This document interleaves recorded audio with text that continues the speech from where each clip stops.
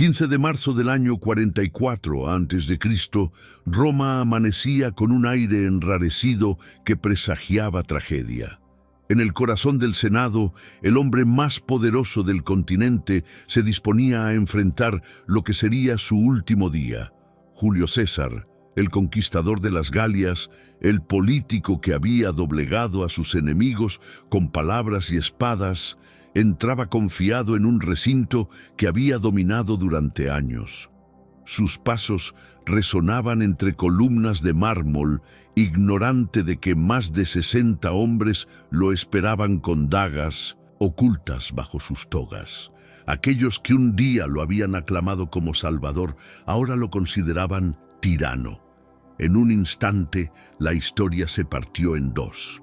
La República se aferraba a su último aliento mientras los conspiradores hundían sus cuchillos en el cuerpo de César. Con cada puñalada no solo mataban a un hombre, también intentaban resucitar una idea, la Europa republicana, aquella que él había destruido con su ambición. Sin embargo, ya era demasiado tarde. Aunque su cuerpo caía inerte, su sombra seguiría gobernando. Con su muerte, Roma no recuperó la libertad, sino que quedó condenada a un destino nuevo y temible, el nacimiento de un imperio absoluto. Para entender la magnitud de lo ocurrido en aquel fatídico día, debemos retroceder y observar el mundo que Julio César heredó. La Roma republicana era un sistema complejo de equilibrios, diseñado para evitar que un solo hombre concentrara todo el poder. Existían cónsules que gobernaban por turnos, magistrados que controlaban la administración, senadores que representaban a las familias más poderosas y tribunos que velaban por los intereses del pueblo. Cada engranaje estaba hecho para frenar la ambición desmedida. Durante siglos, ese delicado equilibrio había permitido que Roma creciera desde una ciudad insignificante en el Lacio hasta la potencia dominante del Mediterráneo. Europa, bajo su influencia, no era aún un continente unificado, sino un mosaico de pueblos, lenguas y culturas que oscilaban entre alianzas, guerras y tratados, y sin embargo, todo ese sistema que parecía tan sólido sería derrumbado desde dentro por un solo hombre. Julio César no necesitó ejércitos extranjeros ni invasiones bárbaras para destruirlo. Bastó su voluntad, su genio militar y su capacidad de manipular la ambición de otros. El mundo antiguo estaba a punto de presenciar cómo la República se desmoronaba ante los ojos de sus propios defensores. César comprendió desde joven que la política era un campo de batalla tan feroz como cualquier campaña militar. Nacido en una familia patricia de prestigio antiguo, pero ya empobrecida, entendió que debía jugar con astucia para sobrevivir en un mundo dominado por élites que lo despreciaban. Su linaje lo vinculaba a dioses y reyes, pero sus bolsillos no reflejaban esa grandeza. Así, desarrolló una estrategia que lo acompañaría toda su vida: ganarse al pueblo mientras desarmaba a sus rivales en el Senado. Era un maestro en la palabra, un orador que convertía discursos en armas. También era un hombre capaz de arriesgar todo en apuestas políticas imposibles. Cuando otros temían perder reputación, él estaba dispuesto a hipotecar su futuro para conseguir poder inmediato. Este arrojo, que para algunos era temeridad, se transformó en su marca personal. Roma entera comenzó a ver en él no a un simple senador, sino a alguien destinado a cosas mayores. Su ambición no tenía límites y pronto descubriría que el verdadero poder no se encontraba en las salas del Senado, sino en los campos de batalla donde se decidía el destino de pueblos enteros. La carrera militar de Julio César fue el laboratorio donde forjó el mito que lo haría inmortal. Gobernadores anteriores se habían limitado a administrar provincias y recaudar tributos, pero él transformó esa función en una máquina de guerra. La Galia, tierra indómita y orgullosa, fue el escenario donde César demostraría su genio estratégico. Durante años, enfrentó a tribus que jamás habían sido sometidas, superando en 1900 número a sus propias legiones. Con disciplina férrea y tácticas innovadoras, convirtió cada derrota potencial en victoria aplastante. No solo conquistó territorios, conquistó corazones. Sus soldados lo adoraban, dispuestos a seguirlo hasta el fin del mundo. Mientras tanto, en Roma, sus victorias se transformaban en discursos que magnificaban su figura. Era más que un general, era el hombre que expandía las fronteras de Europa y que aseguraba riquezas y glorias sin precedentes. Sin embargo, cada triunfo en el campo de batalla lo alejaba más del ideal republicano. Roma veía en él no a un servidor del Estado, sino a un nuevo Alejandro dispuesto a arrasar con todo para satisfacer su ambición. Y ese temor se convertiría en profecía. La grandeza de César no puede entenderse sin reconocer también su peligro. Su habilidad para manipular tanto a las masas como a las élites lo convirtió en un fenómeno político sin precedentes. Supo presentarse como defensor del pueblo frente a la oligarquía senatorial, al mismo tiempo que negociaba en secreto con los mismos hombres a los que criticaba públicamente. Se aliaba con unos y traicionaba a otros con igual facilidad. Su pragmatismo era absoluto. Nada le importaba más que acumular poder. Cada paso que daba lo acercaba a un punto sin retorno. La República, diseñada para resistir a reyes y dictadores, comenzaba a agrietarse bajo su influencia. En los foros se susurraba que ningún hombre debía concentrar tanto poder, y sin embargo, nadie podía detenerlo.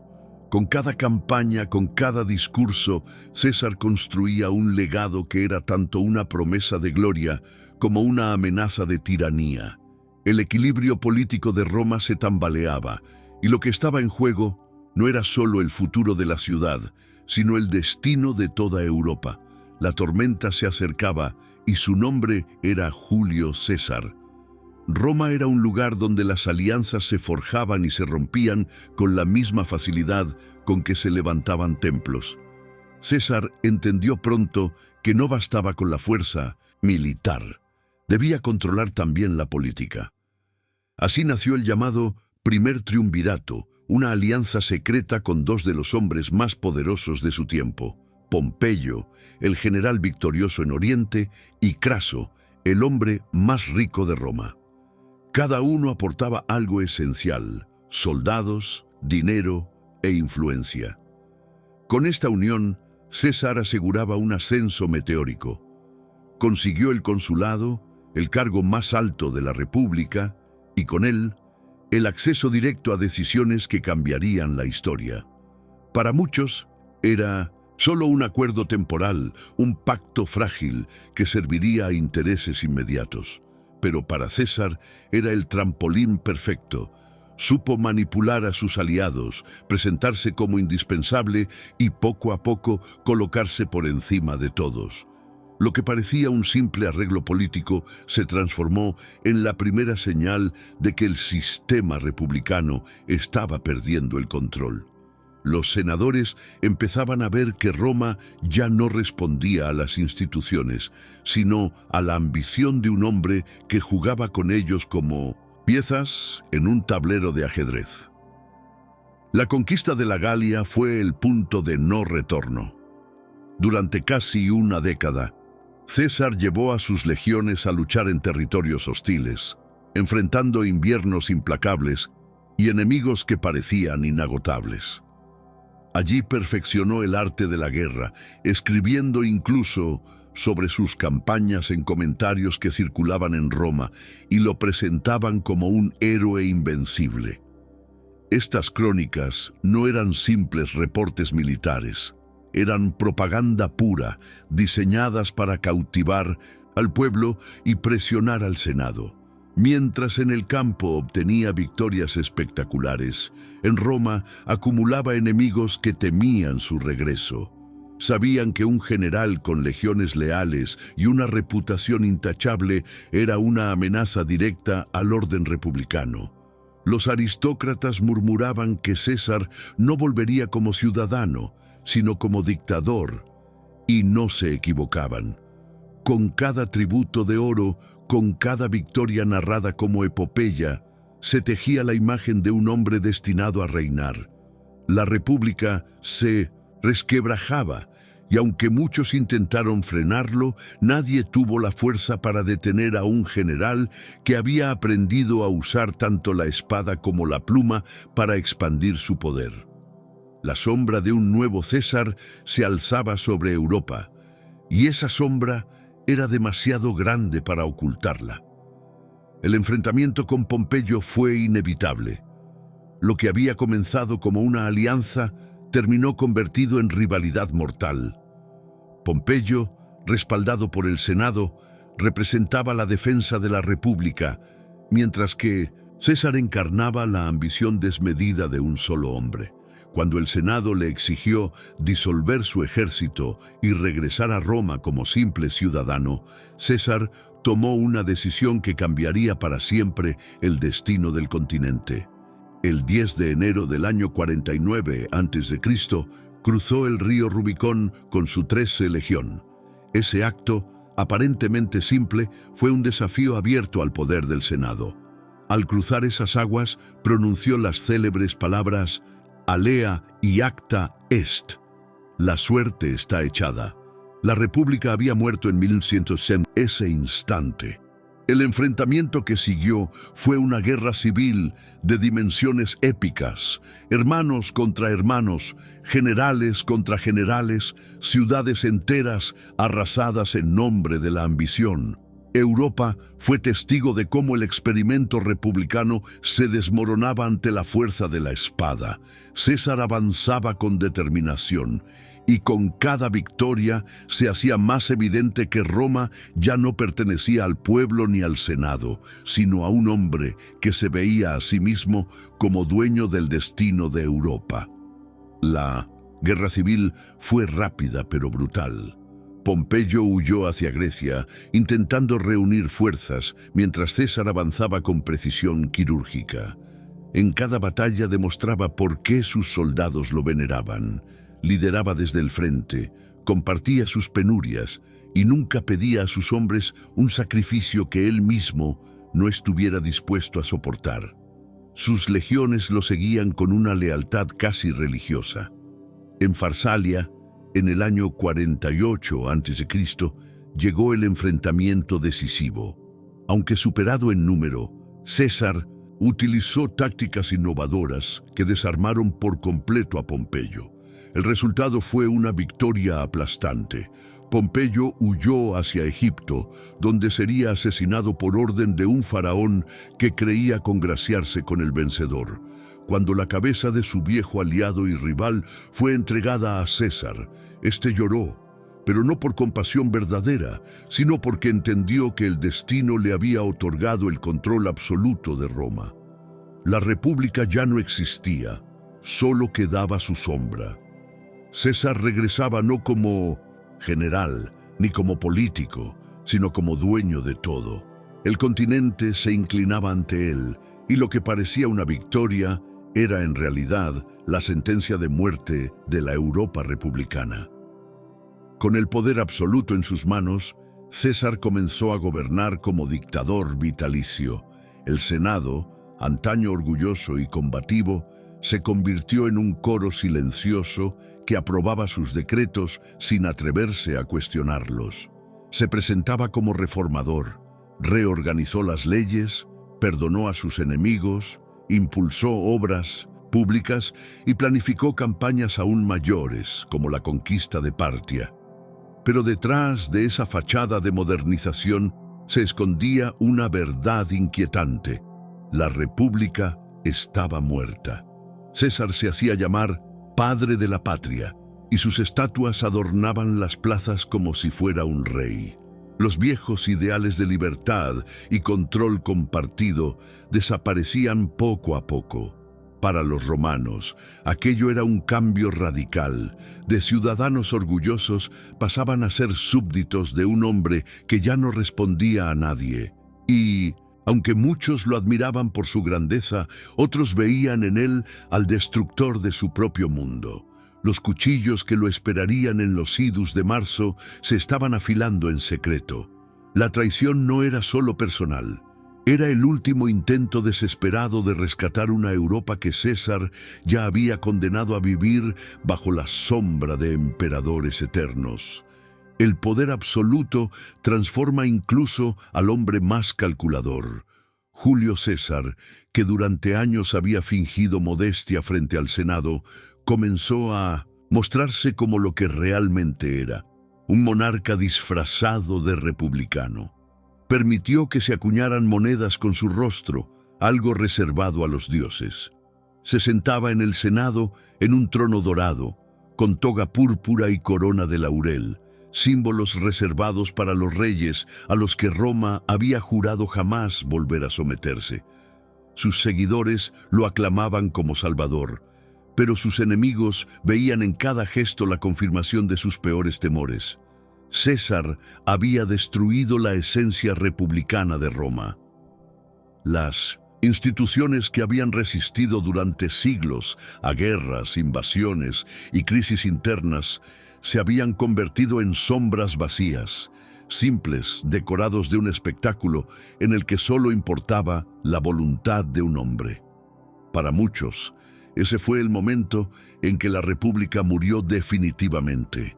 Ya no quedaba equilibrio, ni leyes sagradas, ni tradición que pudiera frenar la ambición desbordada del conquistador. Europa, desde Hispania hasta Grecia, se arrodillaba ante un solo nombre, y ese nombre era Julio César. El Senado, humillado y debilitado, se debatía entre la admiración y el miedo. Algunos senadores aceptaban su supremacía, convencidos de que César traería estabilidad a un mundo desgarrado por guerras civiles. Otros lo odiaban en silencio, recordando que Roma se había fundado sobre la expulsión de reyes y la promesa de que nunca más un solo hombre decidiría el destino de todos. Entre estos últimos surgió un grupo decidido a actuar. Casio, Bruto y Décimo, hombres que en algún momento habían gozado de la confianza de César, comenzaron a tejer la conspiración. No era solo política, era una cruzada moral. Para ellos, la supervivencia de Europa dependía de eliminar al dictador antes de que se coronara emperador en forma abierta. La tensión se palpaba en cada reunión secreta, en cada mirada sospechosa dentro del Senado. La idea era simple pero arriesgada: asesinar a César en pleno corazón del poder, en un acto público que devolviera a Roma la ilusión de libertad. La conspiración había comenzado y con ella el último intento desesperado de salvar una Europa que se ahogaba bajo la sombra del tirano. Mientras tanto, César continuaba con sus planes como si fuera invencible. Estaba convencido de que el mundo estaba a punto de ser suyo. Tras conquistar la Galia y derrotar a Pompeyo, su ambición apuntaba aún más lejos. Soñaba con marchar hacia Partia para vengar la humillación romana en Carras y expandir las fronteras hasta territorios nunca antes dominados por Europa. Era un proyecto que lo convertiría no solo en amo de Roma, sino en amo del mundo conocido. Sus reformas en la ciudad también reflejaban esa visión imperial. Reorganizó el calendario, creando el calendario juliano, que aún influye en nuestras vidas. Distribuyó tierras a veteranos, reorganizó provincias y otorgó ciudadanía a pueblos extranjeros. Para algunos, estos eran actos de justicia. Para otros, eran maniobras para comprar lealtades y cimentar un poder eterno. La ironía era evidente. Mientras los conspiradores tramaban su muerte, César pensaba en el futuro como si tuviera décadas por delante. No veía las dagas que se afilaban en la oscuridad. No escuchaba los susurros que pedían su caída. La República agonizaba y su salvación pasaba por un sacrificio sangriento. El día de los idus de marzo se acercaba y con él la cita con el destino. Los conspiradores eligieron el Senado como escenario, un lugar cargado de simbolismo. Allí donde Roma había resistido a los reyes, allí donde se había proclamado la libertad del pueblo, caerían las puñaladas que intentarían detener al dictador. Los augurios eran oscuros. Se cuenta que un adivino le advirtió a César: «Cuídate de los idus de marzo». Su esposa, Calpurnia, soñó con su asesinato y le rogó que no asistiera a la sesión. Pero él, confiado en su poder y en su destino, ignoró las advertencias. Al amanecer del 15 de marzo del 44 a.C., se vistió con toga blanca, símbolo de pureza, y salió rumbo al Senado. Creía que iba a recibir más honores, más títulos, quizás incluso la corona que lo convertiría oficialmente en rey.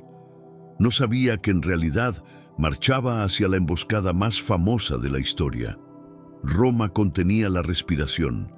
En unas horas, el futuro de Europa estaría escrito en sangre. El asesinato fue brutal y caótico. César entró al Senado rodeado de hombres que lo habían seguido durante años, convencido de que eran sus aliados. De pronto, uno de ellos lo sujetó por la toga, y allí comenzó el ataque. Dagas brillaron en 1900, la penumbra, y los golpes llovieron sobre su cuerpo. César intentó resistir, pero comprendió demasiado tarde que la traición venía de aquellos en quienes más confiaba.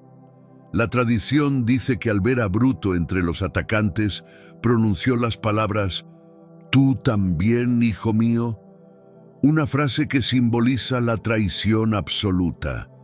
Decenas de heridas atravesaron su cuerpo hasta que cayó muerto a los pies de la estatua de Pompeyo, su antiguo rival. El mensaje era claro: el Senado había recuperado el valor y la República se vengaba.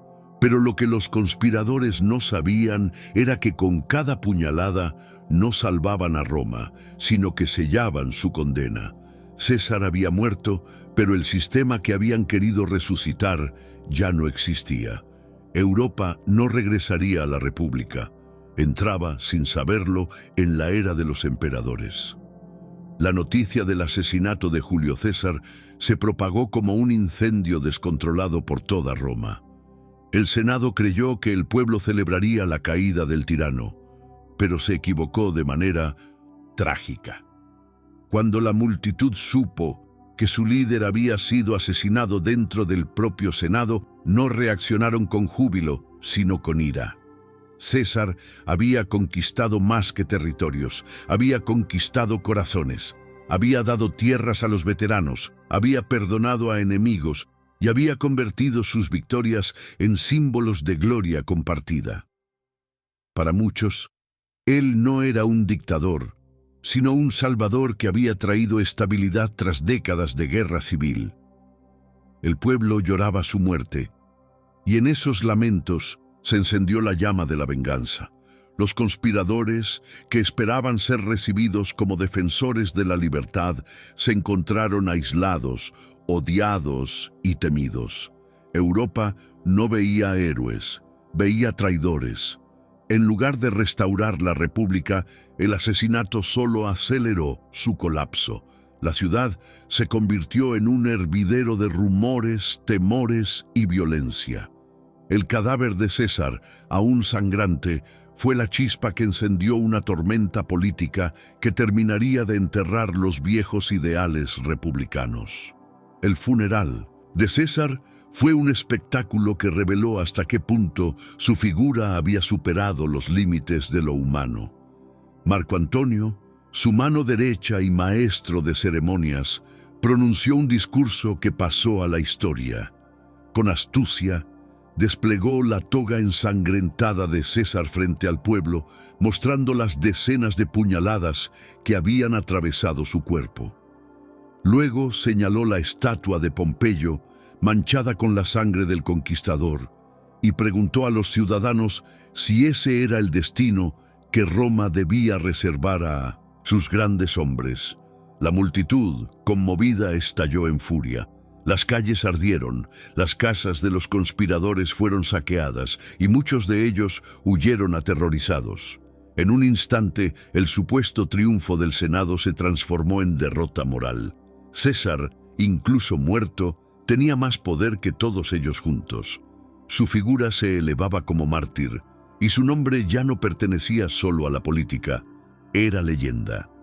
Europa había perdido a un hombre, pero había ganado un mito, y ese mito sería la base de un nuevo sistema, más autoritario, más absoluto, más implacable que cualquier república. El vacío de poder tras la muerte de César abrió una grieta que pronto se convirtió en abismo. Roma se dividió en facciones, cada una reclamando su legado. Marco Antonio, que había sido su más cercano aliado, se presentó como heredero natural. Los senadores intentaban recuperar relevancia, pero ya no tenían fuerza, y en medio de todo surgió un joven inesperado, Octavio, sobrino nieto de César, un muchacho de 1909, apenas 19 años, al que el dictador había nombrado como hijo adoptivo en su testamento. Nadie lo tomó en serio al principio. Era joven, inexperto y aparentemente débil.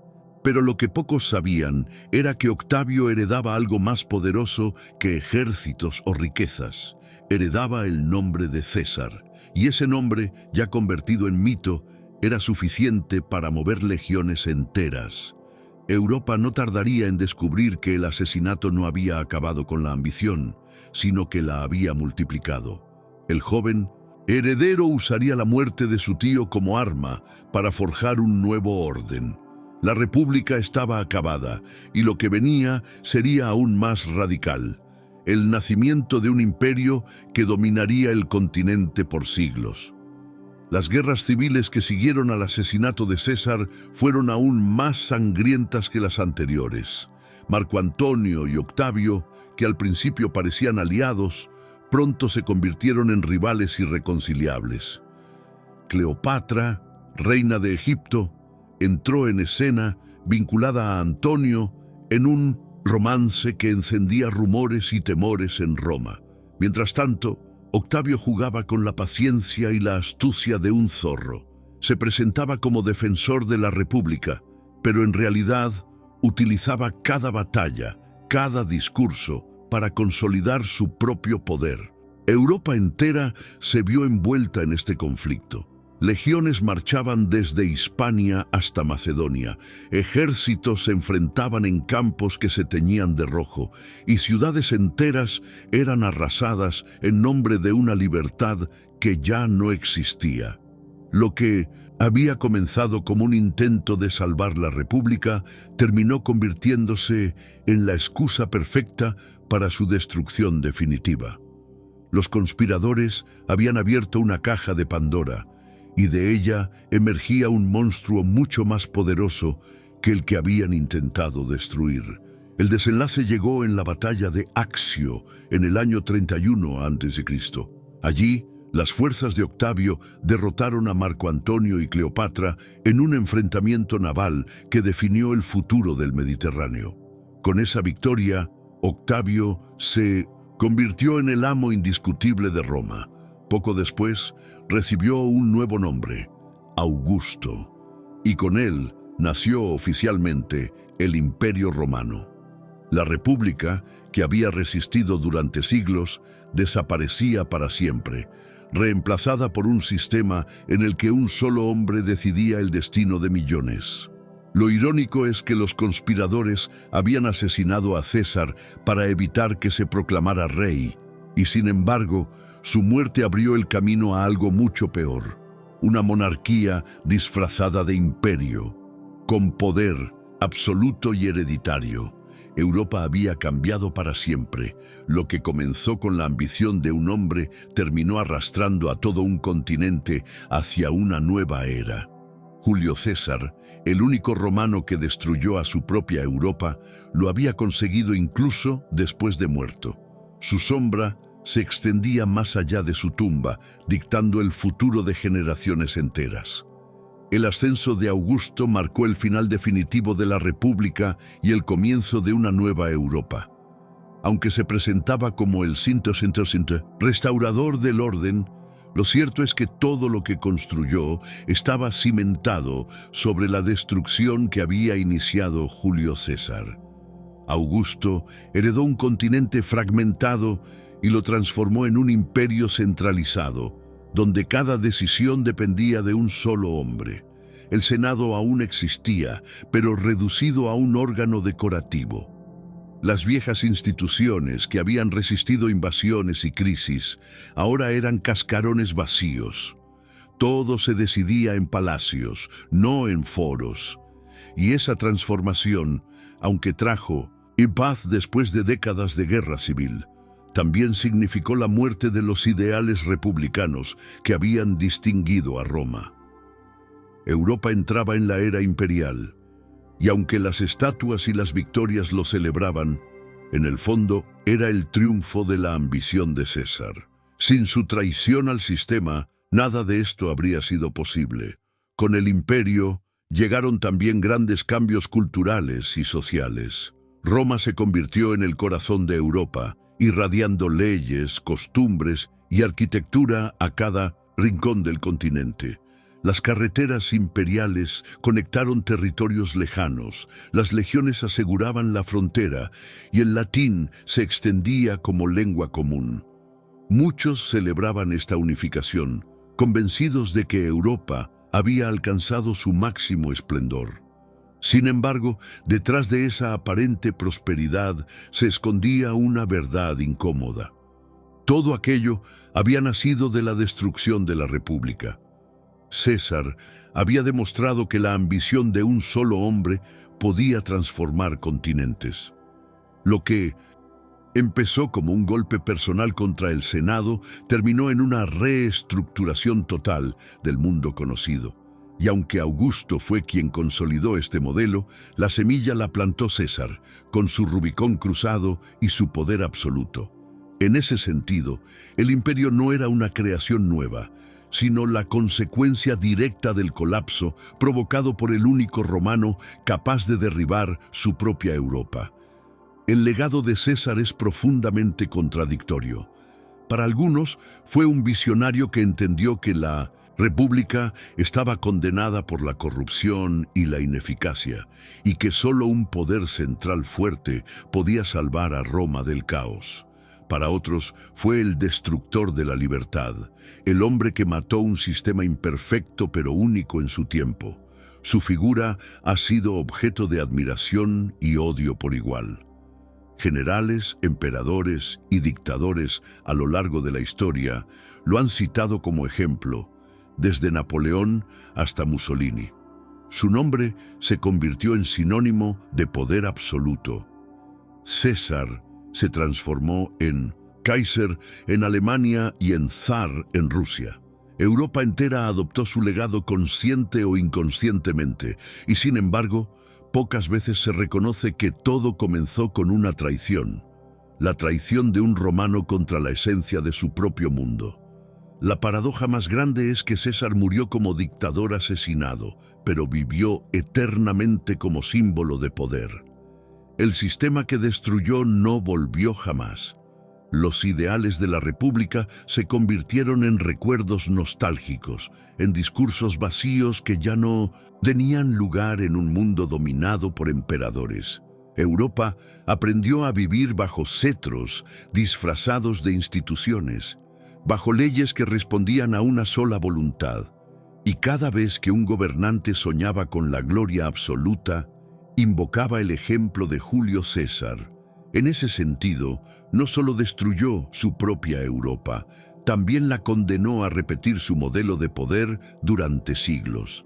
De Constantino a Carlomagno, de los zares a los dictadores modernos, todos bebieron de la misma fuente. El mito de César era más fuerte que la república que derribó. Hoy, más de 2000 años después, seguimos recordando su nombre. Estatuas, películas, libros y series lo retratan como héroe o villano, conquistador o visionario. Pero lo que raramente se dice es que Julio César fue el hombre que cambió Europa al destruirla desde dentro. No fue un bárbaro extranjero, ni un enemigo externo. Fue un hijo de Roma, un ciudadano que juró proteger sus instituciones y terminó arrasándolas. Esa es la ironía que la historia suele ocultar. El único romano que destruyó a su propia Europa no lo hizo por odio, sino por ambición. Y al hacerlo, abrió una era de esplendor y terror, de avances y tiranías, de imperios que se alzaban y pueblos que se sometían.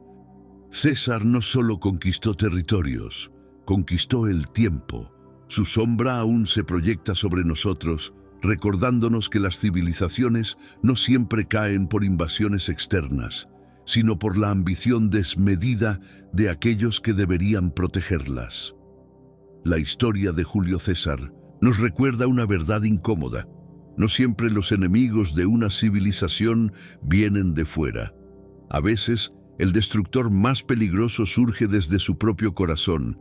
Roma había resistido invasiones, hambrunas y conspiraciones, pero no pudo resistir la ambición desmedida de uno de los suyos. César no llegó como bárbaro ni como invasor extranjero, sino como ciudadano que utilizó las mismas leyes e instituciones para derribarlas. Su habilidad para convertir a la República en un instrumento de su poder personal fue tan brillante como letal. Lo que parecía un triunfo para Roma fue en realidad el inicio de su condena.